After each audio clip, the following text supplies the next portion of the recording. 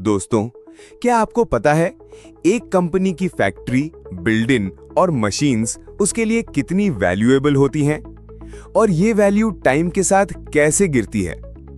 Balance sheet में non current assets एक backbone होता है जिसमें आता है पीपीई यानी प्रॉपर्टी, प्लांट एंड इक्विपमेंट।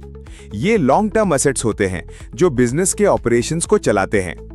अगर ये समझ गए तो आपको कंपनी की असली स्ट्रेंथ समझ आएगी।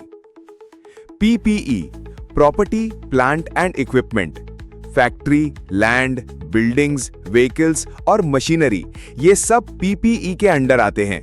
ये एक साल के लिए नहीं बल्कि लॉन्ग टर्म के लिए बिजनेस में यूज होते हैं। डेप्रिसिएशन यानी वैल्यू कम होना।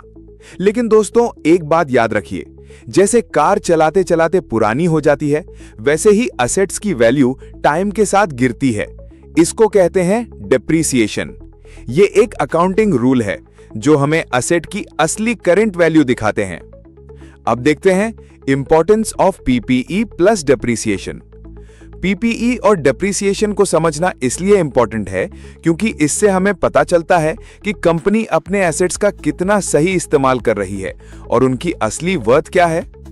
दोस्तों, सोचिए, अगर एक कंपनी अपनी एसेट्स की सही वैल्यू ही ना दिखाए तो आप उस कंपनी की बैलेंस शीट पर भरोसा करोगे?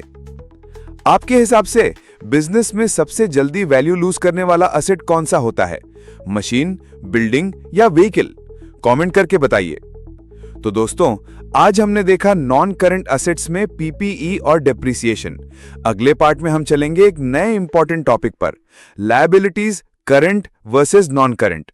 और हां, वीडियो पसंद आए तो लाइक, शेयर और सब्सक्राइब करना मत भूलना।